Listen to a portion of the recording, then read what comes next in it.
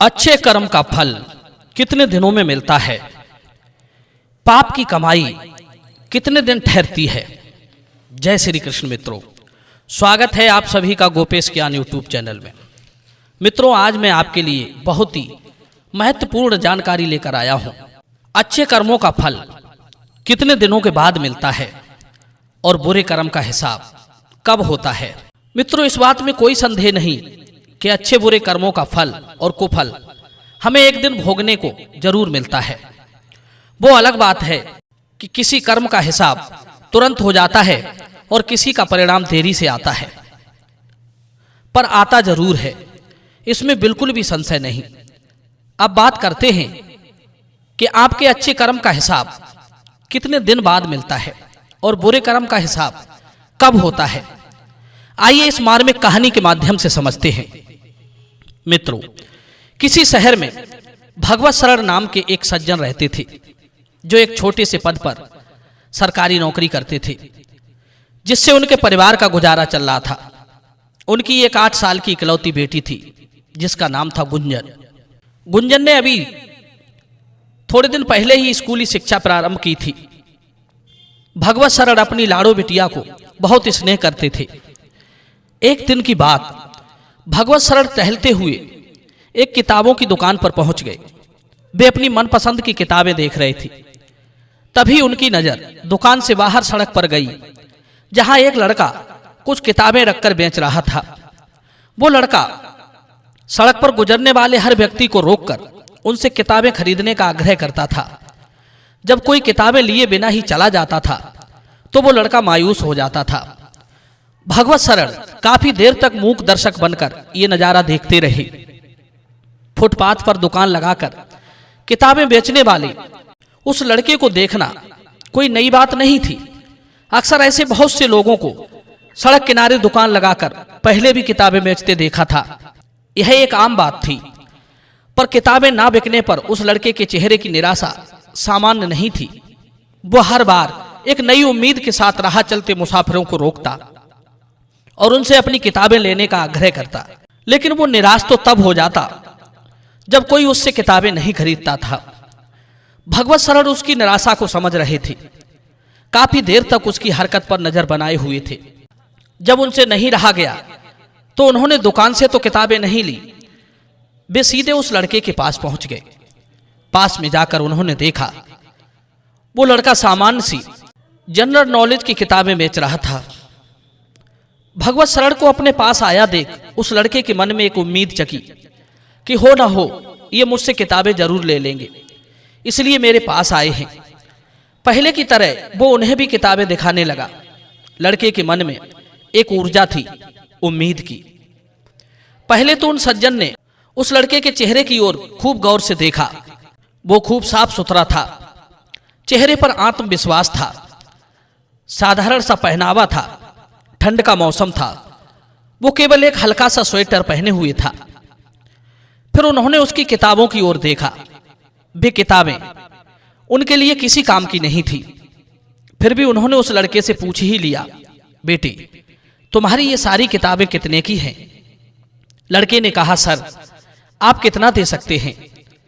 लड़के ने कुछ निराश होते हुए कहा, आप जो दे दें मैं ले लूंगा। भगवत शरण ने पूछा, बेटे तुम्हें कितने चाहिए? लड़के ने अपनी किताबों का मूल्य बताते हुए कहा, 5000 रुपए। लड़के का स्वर कुछ कड़क था। लड़के की बात सुनकर उन सज्जन व्यक्ति के मुंह से अचानक से निकल गया, बेटे तुम्हारी किताबें कोई 500 रुपए में भी नहीं लेगा। वे ये बात कहकर उसे दुखी नहीं करना चाहते थे, पर अचानक उनके मुंह से ऐसा निकल गया। भगवत शरण की ये बात सुन लड़का बड़ा दुखी हुआ। उस समय उसका चेहरा देखने लायक था।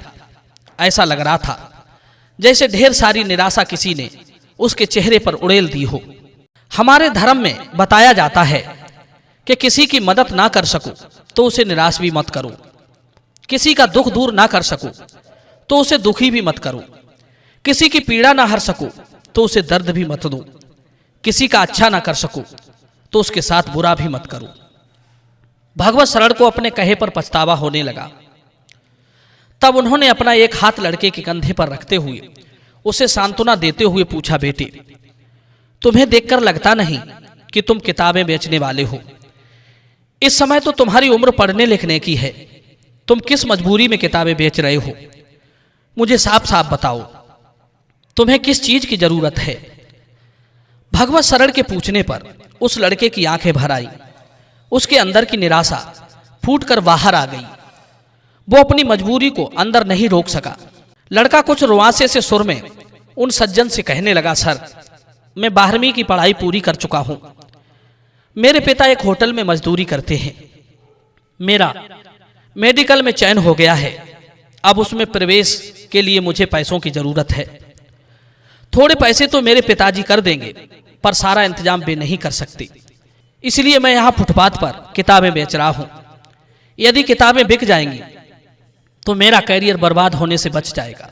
सज्जन व्यक्ति ने दिलासा देते हुए उसका नाम पूछा। लड़के ने बताया कि उसका नाम अमर विश्वास है।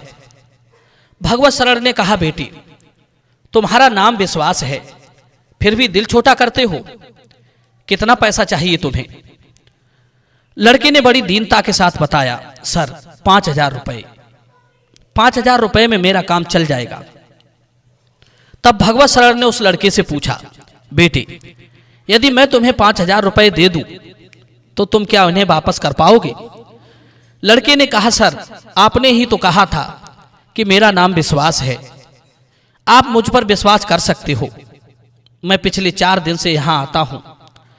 आप पहले व्यक्ति हैं जिन्होंने इतना सब कुछ मुझसे पूछा, वरना तो कोई रुकता ही नहीं है।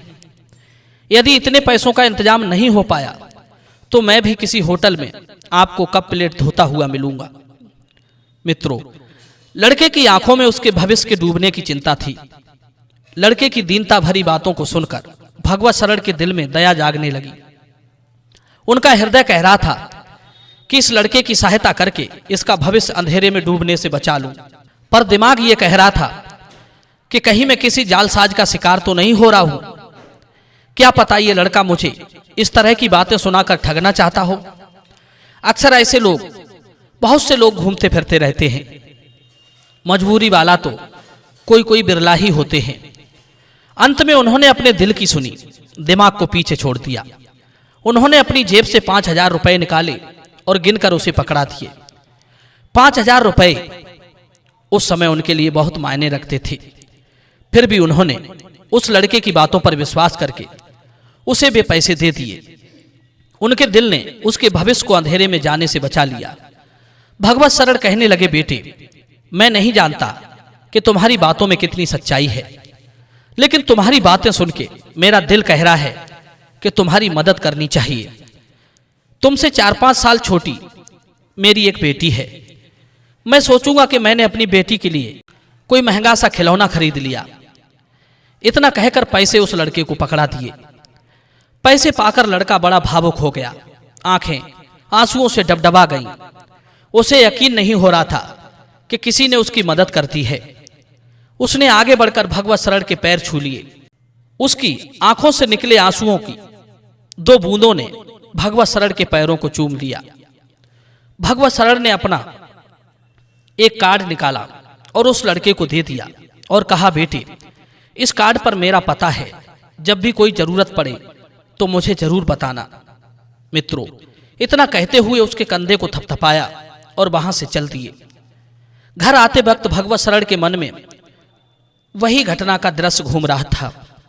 उनके दिमाग में आ रहा था कि उस लड़के को पैसे देकर मैंने अच्छा किया या बुरा।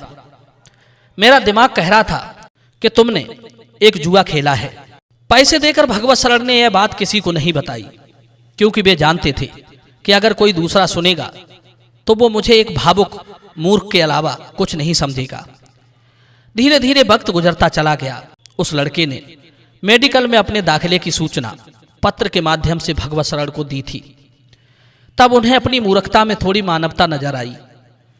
तब उनके अंदर से एक आवाज आई, मानो वो ये कह रही हो कि 1,000-2,000 रुपए उस लड़के के पते पर और भेज दो। उन्होंने फिर अपने दिल की सुनी और पहले की तरह एक बार फिर मूर्खता दोहराई। उस लड़के के पते पर फिर 4,000 रुपए भेज दिए।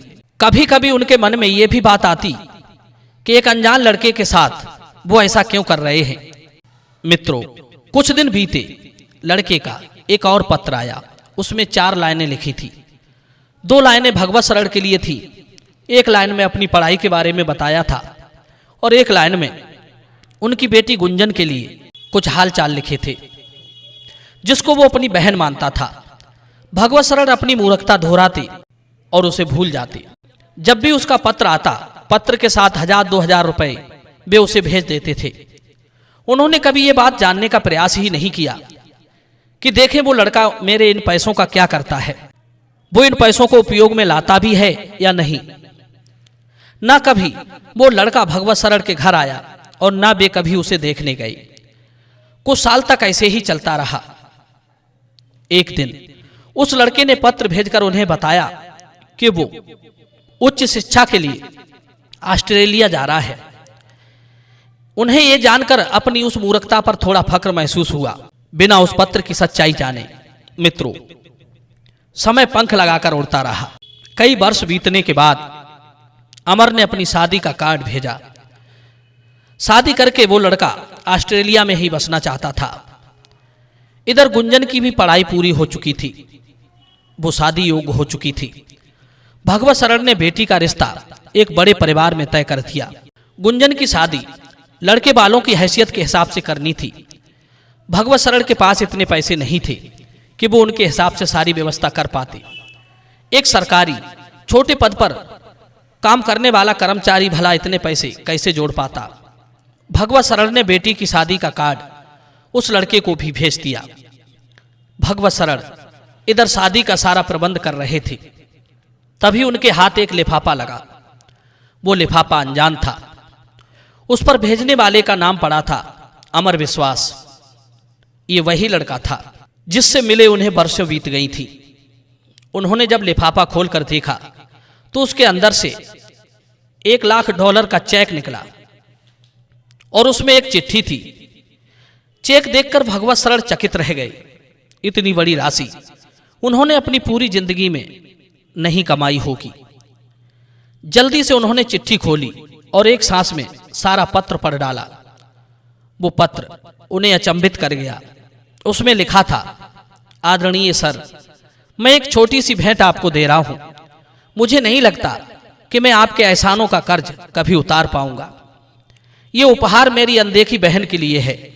घर वालों को सभी को मेरा प्रणाम। पत्र पढ़ते ही वर्षों पहले की घटना भगवत शरण की आंखों में फिल्म की तरह चलने लगी। वर्षों पहले किताबें बेचते हुए लड़के को देखा था जिसे उन्होंने 5,000 रुपए दिए थे। वास्तव में उस दिन उन्होंने अपने दिल की बात मानकर कोई मूर्खता नहीं की थी। अमर विश्वास उनकी उम्मीदों पर खरा उतरा। अब वो बहुत बड़ा आदमी बन चुका था। गुंजन की शादी में वो अपनी पत्नी और बच्चे के साथ आया था। एक बड़ी सी गाड़ी आकर भगवत शरण के द्वार पर रुकी। उसी गाड़ी से अमर विश्वास अपनी पत्नी और बच्चे के साथ उतरा।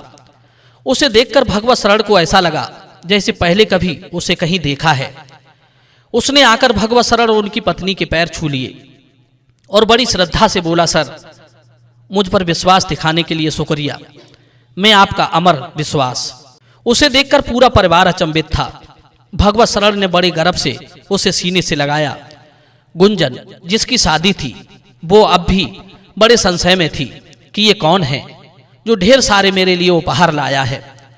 अमर ने वे उपहार गुंजन को देते हुए एक बहन की तरह उसे गले लगाया। गुंजन भी एक भाई को पाकर बड़ी खुश थी। अमर ने एक बड़े भाई की तरह गुंजन की शादी में सारी रस्में निभाई।